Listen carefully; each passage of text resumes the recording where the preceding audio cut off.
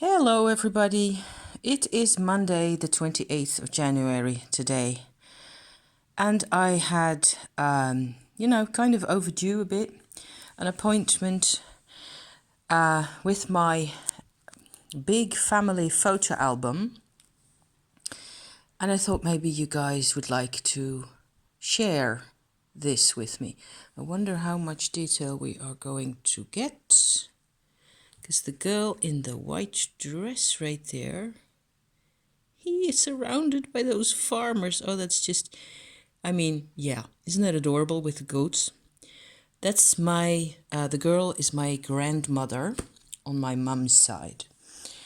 And these two, the one, let me have a check.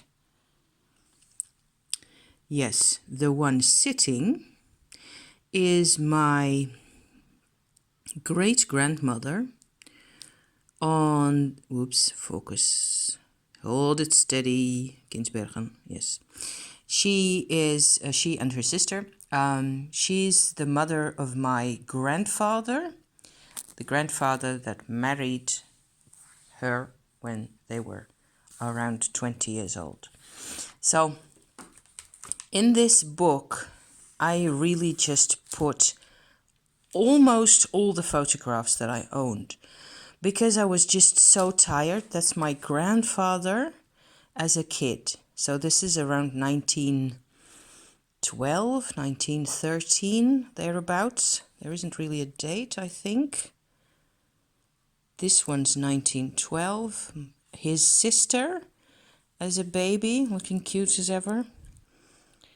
And he's 5 years old, and this at this point, so that would make it 1913 then. And that is his mother, which I think is a very scary photograph. So that's the same woman as the one sitting on the other photograph that I showed you just now in the white dress. Grown older, and she looks not so easy to mess with. And I have kind of figured out that there is an important part in the relationship between him and his mother that has to do everything to do with how he treated his daughter, who was my mother, you know? There you go.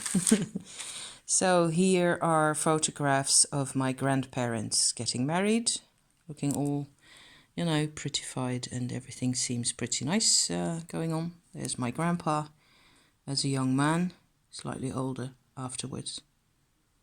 Actually, I think he was quite a handsome dude. And,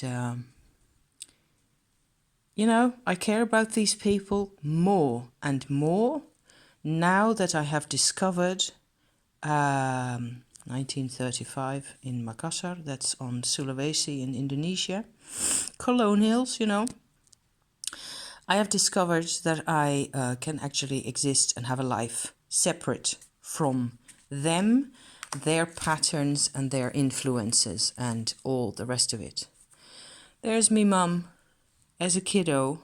In here I was supposed to do all sorts of writing, and I haven't. Not yet anyway. My mum singing in her bathtub outside, very serious about it. And come on. Yes, her brother, aged 6 or so, with bananas. And there's quite a bit more of this, both of them in the same tub. Isn't that cute? In those days, people used to really make a lot of photographs to send home to their relatives, of course.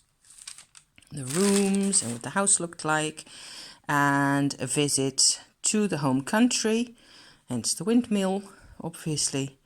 My mum as a 2-year-old or so in the snow for the first time, and blah and on and so forth. And it all looks very innocent and quite pretty and, happy. It looks happy, even here.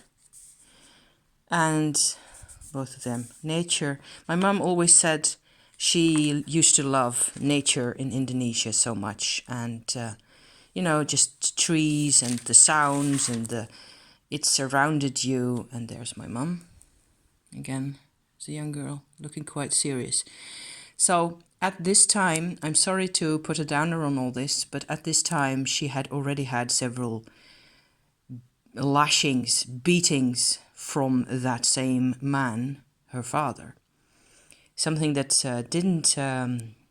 didn't go well with her at all. And she was a strong woman.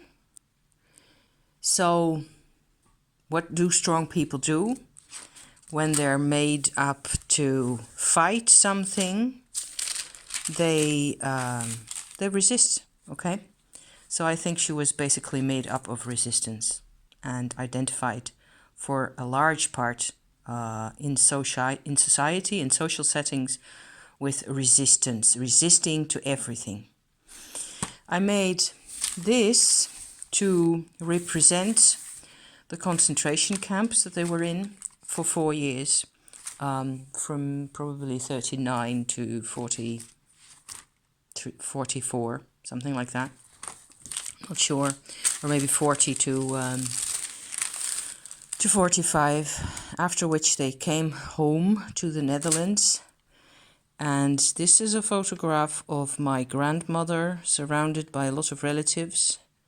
Let's see how we can zoom in on that. My grandmother is sitting in this chair. That's my mum. And that's a young brother, probably.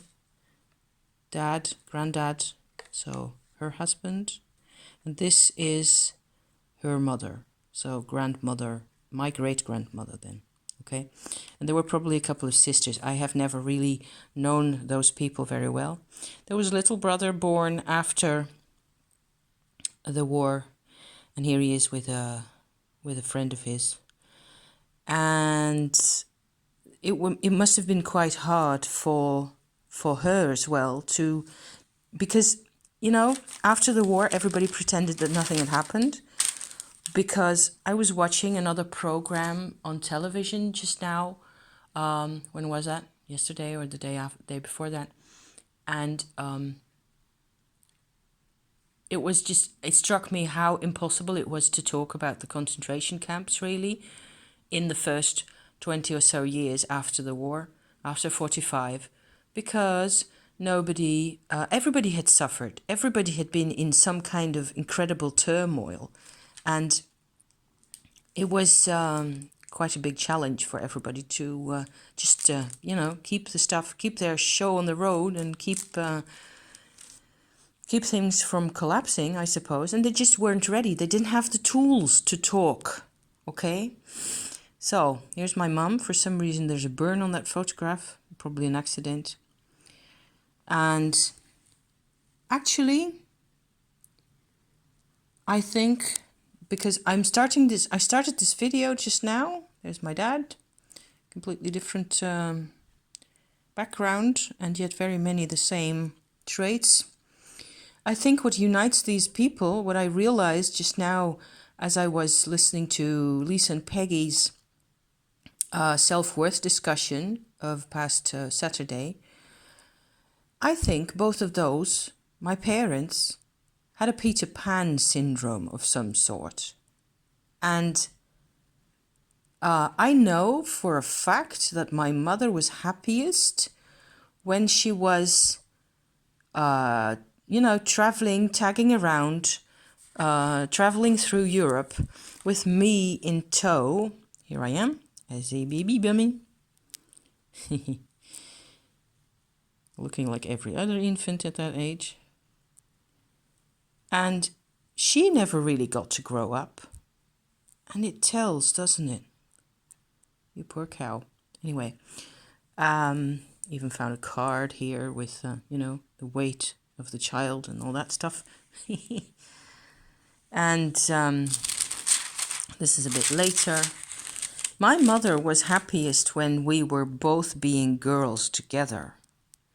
And the consequence of that was that I didn't have an example to grow up at all beyond this stage, right? This, we were okay. Here she is as as her husband liked to see her, as this type of a film star. it was all okay as long as I was, being a harmless kid, because that's what she liked of herself best. Visiting Italy. Here she is again in that fabulous dress. I mean, I think it looks pretty, but it's not her at all. And she's always said that. There's me running around in Switzerland, my dad, etc. They just, he wanted to see her in a particular way, and he wasn't ready to see her as a human being at all. So that created a lot of problems for me growing up. As long as I was like this, everybody was fine with me. They reacted well. And of course, I adapted. As a child, when you're 4 years old, all you can do is adapt. So afterwards, my parents got divorced after this, really. And after a lot of turmoil, I ended up living with my mother.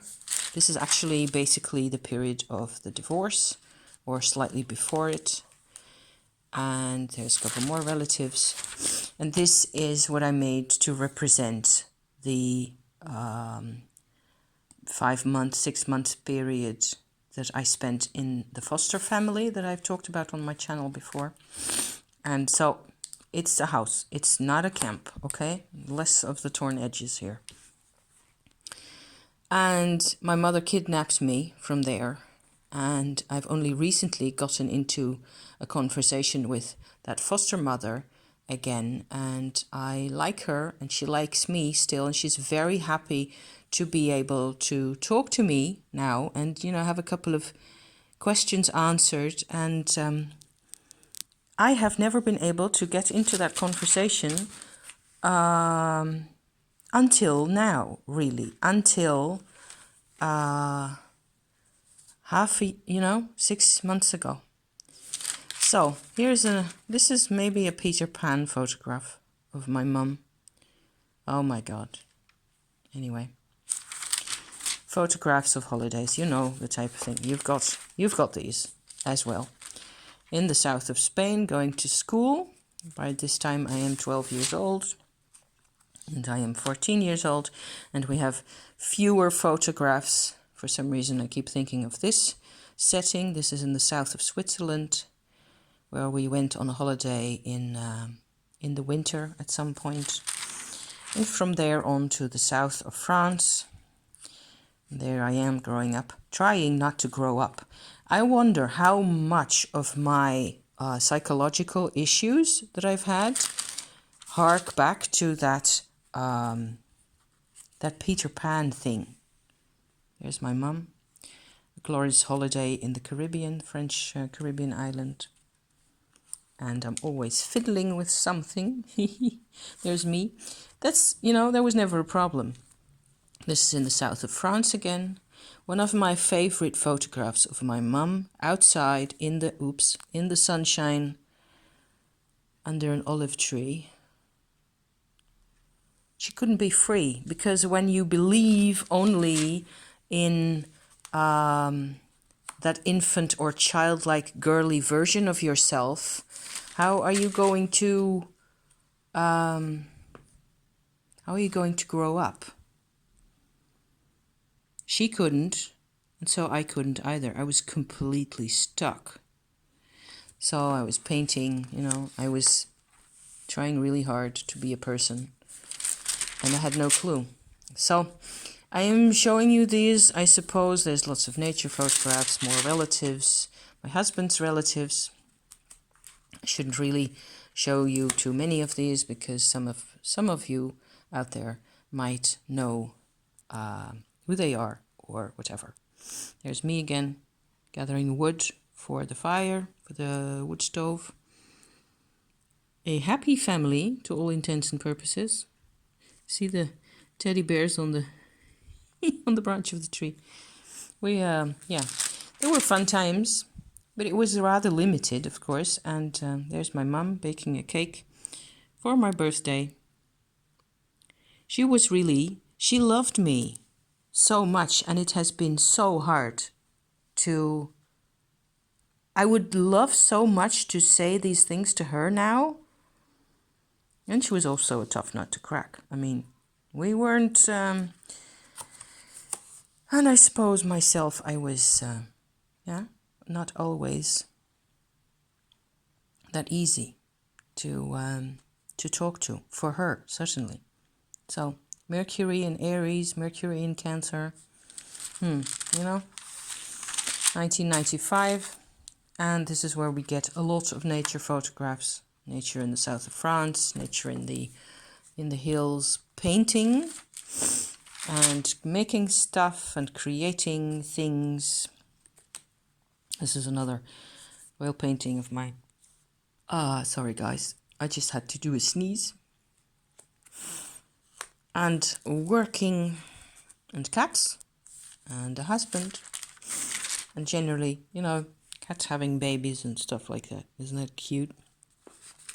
Anyway, everybody, as you can see, there are no more people in here, or hardly any, because all we have is holidays and trips to places and flowers and photographs of moss here. That's me taking those photographs with big lenses and stuff.